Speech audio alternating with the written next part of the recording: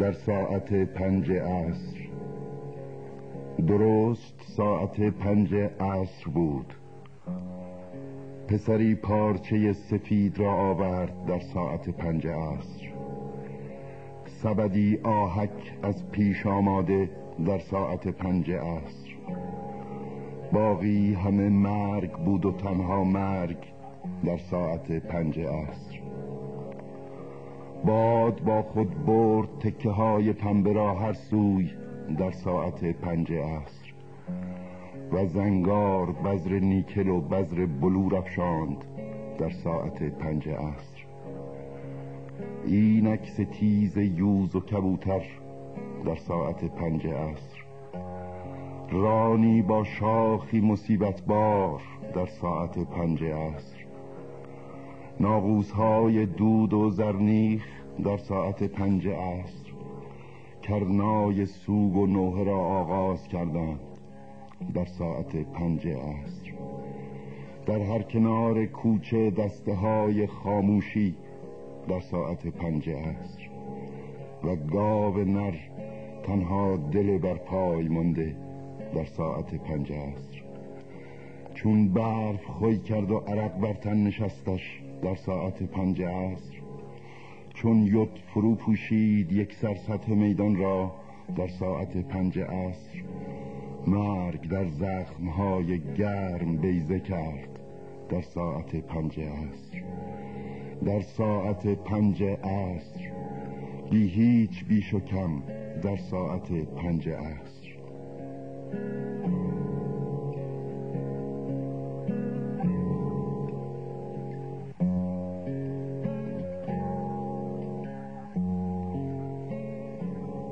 تابوت چرخداری است در حکم بسترش در ساعت 5 عصر. نیها و استخوانها در گوشش می نوازند در ساعت 5 عصر. تازه گاو نر به سویش نعره برمی داشت در ساعت 5 عصر که اتاق از احتضار مرگ چون رنگین کمانی بود در ساعت 5 عصر. قانقرایا می رسید از دور در ساعت 5 عصر. بوق زنبق در کشاله سبز ران در ساعت 5 عصر.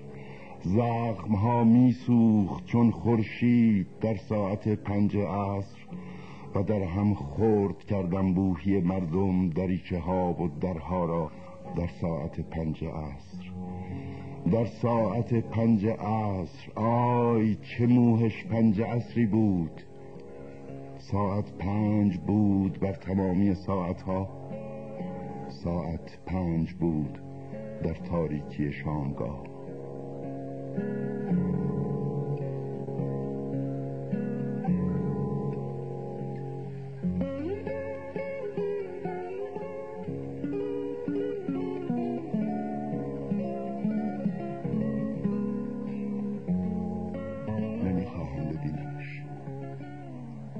بگو به ماه بیاید، چرا که نمیخواهم خون ایگناسیو را بر ماسه ها ببینم.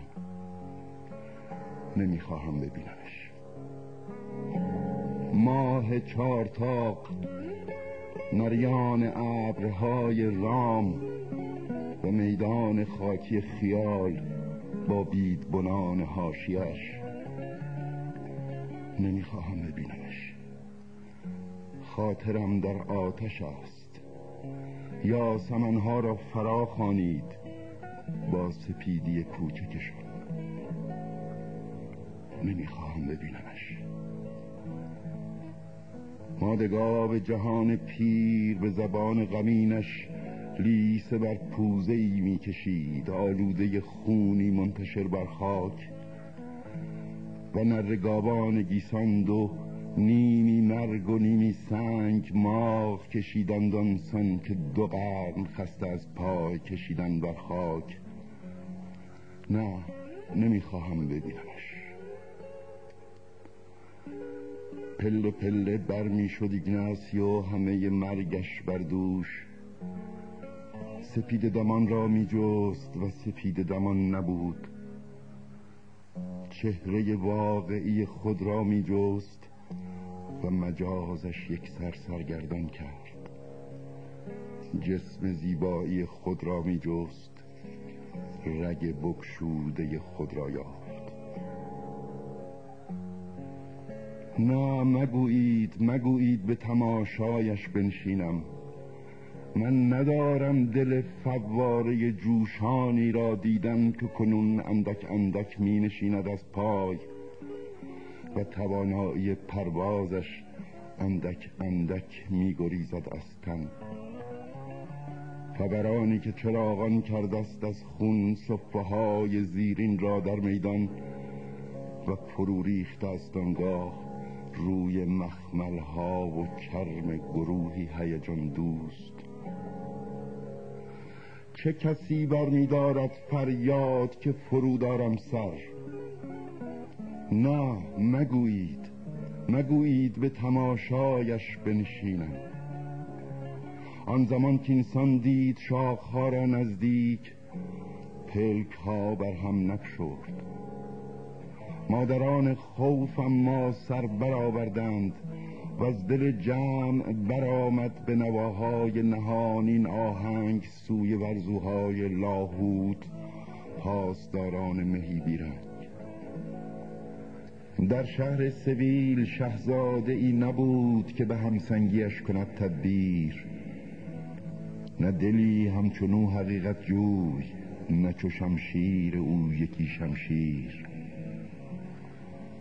زور بازوی حیرت آور او شط قرنده ای ز شیران بود و به مانند پیکری از سنگ نقش تدبیر او نمایان بود. نغمه اندلسی می آراست حال ای زرین بر گرد سرش. خنده اش سنبل رومی بود و نمک بود و فراست بود. در زابازی بزرگ در میدان، کوه نشینی بی بدیل در کوهستان. چه خوش خوی با سنبله ها، چه سخت با مهمیز، چه مهربان با ژاله، چه چشمگیر در هفته بازارها و با نیزه نهایی ظلمت چه رعب‌انگیز.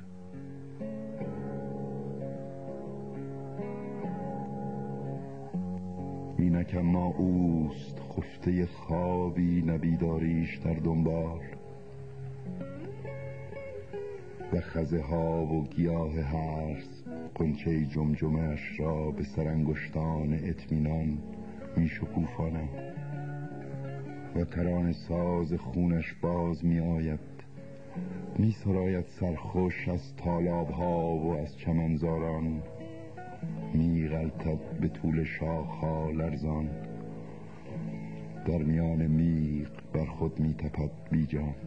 از هزاران ضربت پاهای ورزوها به خود پیچان چون زبانی تیره و طولانی و غمناک تا کنار رودباران ستاره ها با اطلاق احتضاری در وجود آید. آه دیوار سپید اسپانیا، آه ورزای سیاه رنج، آه خون سخت ایگناسیو، آه بلبل‌های رگ‌هایش. نه، نمیخواهم ببینمش. نیست، نه جامی کش نگه دارد، نه پرستویی کش بنوشد، یخچه نوری که بکاهد التهابش را، نه سرودی خوش و خرمنی از گل، نیست نه بلوری کش به سیم خام در پوشد. نه، نمیخواهم ببینمش.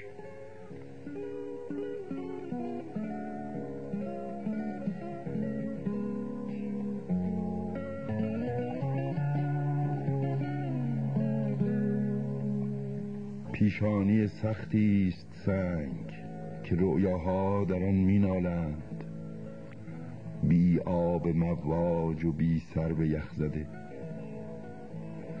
گرده ایست سنگ تا بار زمان را بکشد و درختان اشکش را و نوارها و ستارهایش را. بارانهای تیره ای را دیدم من دوان از پی موجها که بازوان بلند بیخته خیش برافراشته بودند تا به سنگ پاره پرتابیشان نرانند. سنگ پاره ای که اندامهاشان را در هم می شکند بی آنکه به خونشان آغشته کند. چرا که سنگ دانه ها و ابرها را گرد می آورد، استخوانبندی چکاوک ها را و گرگان سایه روشن را، اما صدایی بر نمی آورد، نه بلور و نه آتش اگر میدان نباشد. میدان و تنها میدانهای بی حصار. و اینک ایگناسیوی مبارک زاد است بر سر سنگ. همین و بس. چه پیش آمده است؟ به چهرهش بنگرید. مرگ به گوگرد پرید رنگش فرو پوشیده، رخسار مرد گاوی مغموم بدو داده است. کار از کار گذشته است. باران به دهانش میبارد. هوا چون دیوانه ای سینه‌اش را گود وا نهاده و عشق غرقه اشک‌های برف خود را بر قله گاوچر گرم می‌کند. چه میگویند؟ سکوتی بویناک برآسوده است. ما ایم و در برابر ما از خیش میرود این تخته بند تن که طرح آشکار بلبلان را داشت و میبینیمش که از حفره‌هایی بی انتها پوشیده میشود. چه کسی کفن را مچاله میکند؟ آنچه میگویند راست نیست. اینجا نه کسی میخواند، نه کسی به کنجی میگرید، نه مهمیزی زده میشود، نه ماری وحشت زده میگریزد. اینجا دیگر خواستار چیزی نیستم جز چشمانی به فراخی گشوده برای تماشای این تخت بند تن که امکان آرامیدنش نیست. اینجا خواهان دیدار مردانی هستم که آوازی سخت دارند، مردانی که هیون را رام می کنند و بر رودخانه ها ظفر می یابند، مردانی که استخوانهاشان به صدا در می آید و با دهان پر از خورشید و چخماق می خوانند. خواستار دیدار آنانم من، اینجا رو در روی سنگ در برابر این پیکری که عنان گسسته است. میخواهم تا به من نشان دهند راه رهایی کجاست این ناخدا را که به مرگ پیوسته است. میخواهم مرا گریه ای آموزند چون رودی با مهی لطیف و آب کنارانی ژرف تا پیکر ایگناسیو را با خود ببرد و از نظر نهان شود بی آن که نفس مضاعف ورزوان را باز شنود، تا از نظر پنهان شود در میدانچه مدور ماه که با همه خردی جانور محزون بی حرکتی باز می نماید، تا از نظر پنهان شود در شب محروم از سرود ماهی ها و در خارزاران سپید دود منجمد. نمیخواهم چهره‌اش را به دست مالی فرو پوشند تا به مرگی که در اوست خو کند. برو ایگناسیو، به حیا بانگ شورانگیز حسرت مخور. بخسب، پرواز کن، بیارام. دریا نیز میمیرد.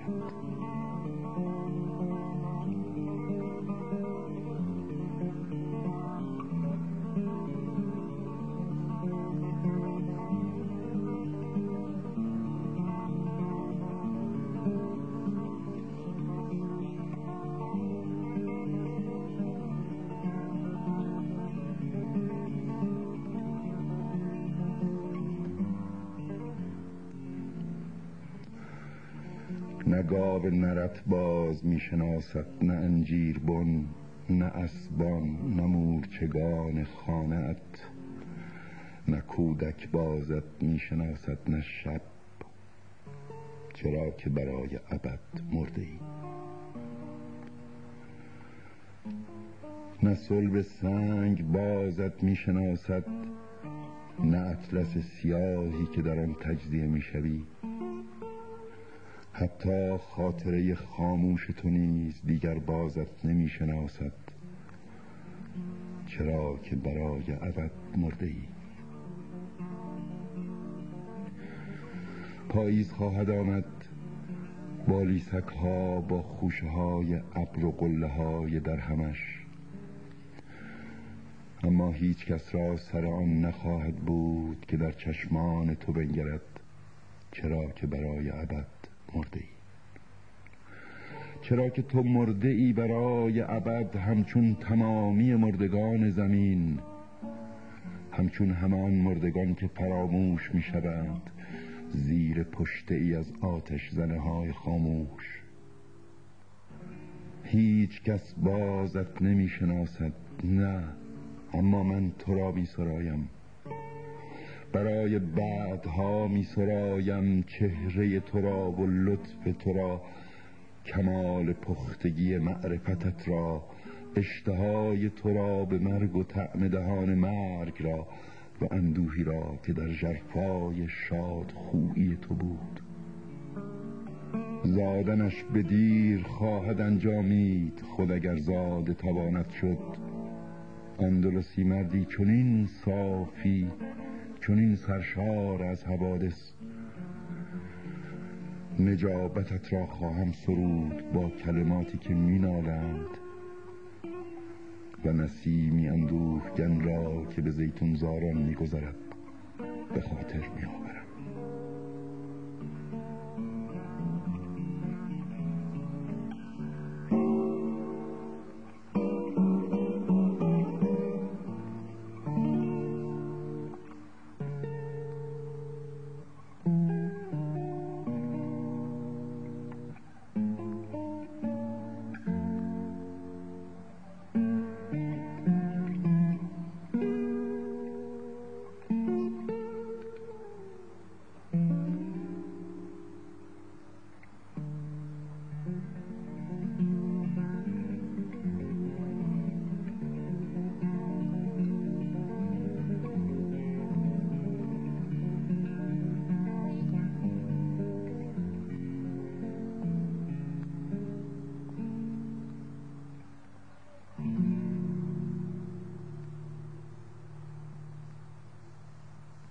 کمانداران عبوس به سویل نزدیک می شوند. گوادلکیویر بیدفاع، کلاه‌های پهن خاکستری، شنل‌های بلند آرام. آه گوادلکیویر، آنان از دیاران دور دست پریشانی و ذلت می آیند. گوادلکیویر بیدفاع، و به زاغه های تنگ و پیچ عشق و بلور و سنگ می روند. آه گوادلکیویر.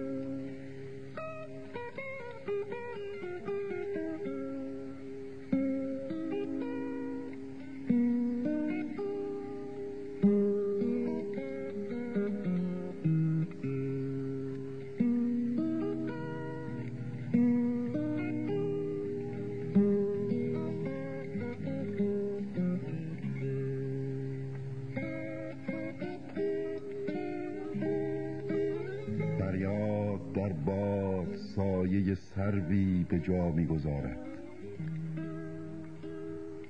بگذارید در این کشتزار گریه کنم. در این جهان همه چیزی در هم شکسته، به جز خاموشی هیچ باقی نمانده است. بگذارید در این کشتزار گریه کنم. افق بی روشنایی را جرقه ها به دندان گزیدند. به شما گفتم بگذارید در این کشتزار گریه کنم.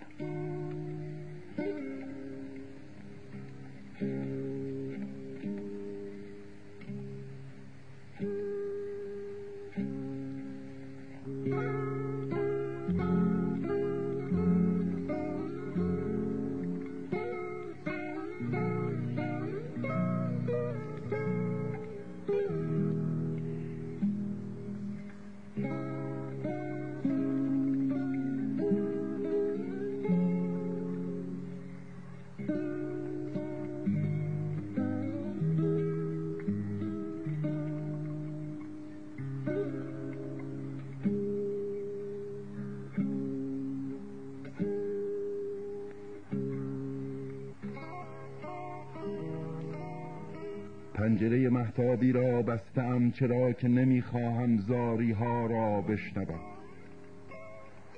با این همه از پس دیوارهای خاکستر هیچ به جز زاری نمیتوان شنید. فرشتگانی که آواز بخوانند انگشت شمارند، سگانی که بلایند انگشت شمارند. هزار ساز در کف من می گنجد.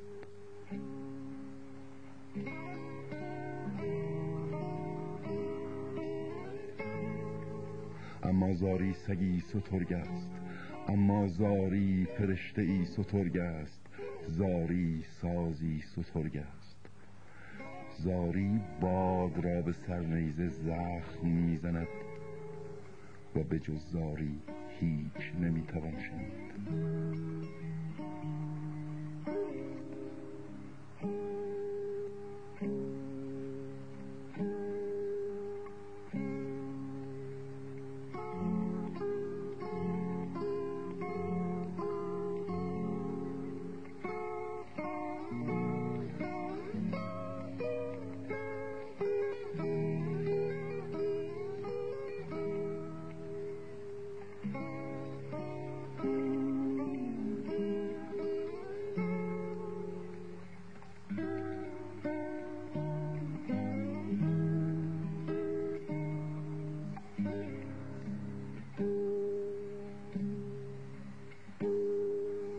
پهنه زیتونزار همچون بادزنی بسته می شود و می گشاید. بر فراز زیتونزار آسمانی فرو ریخته و بارانی تیره از ستارگان سرد. بر لب رود جگن و سایه روشن می لرزد. هوای تیره چنبره می شود. درختان زیتون از فریاد سنگین است و گله‌ای از پرندگان اسیر دمهای بسیار بلند خود را در ظلمات می جنباند.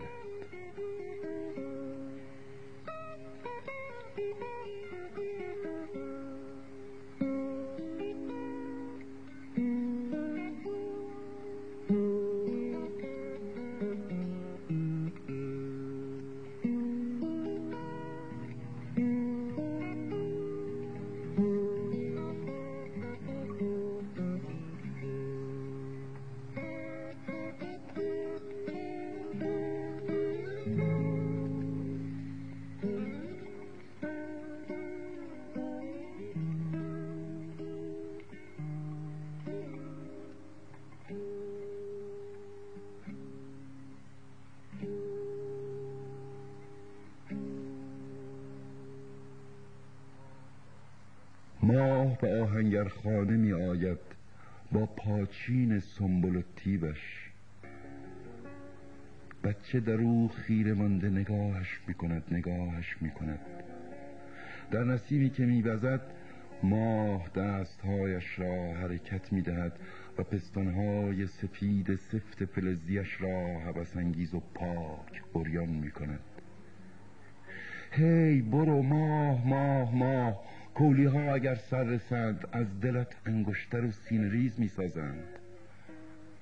بچه بگذار برقصم تا سوارها بیایند، تو بر سندان خفته‌ای، چشمهای کوچکت را بسته‌ای. هی برو ماه ماه ماه، صدای پای اسب می آید. راحتم بگذار، سپیدی آهاریم را مچاله می کنی.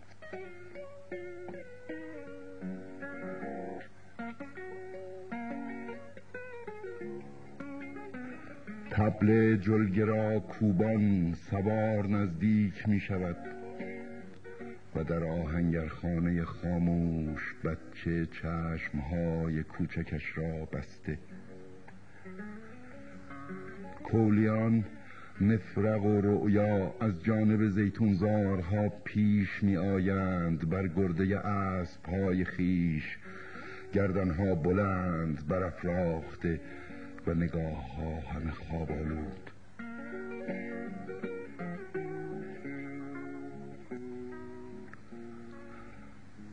چه خوش میخواند از فراز درختش، چه خوش میخواند شبگیر، و بر آسمان ماه میگذرد، ماه همراه کودکی دستش در دست.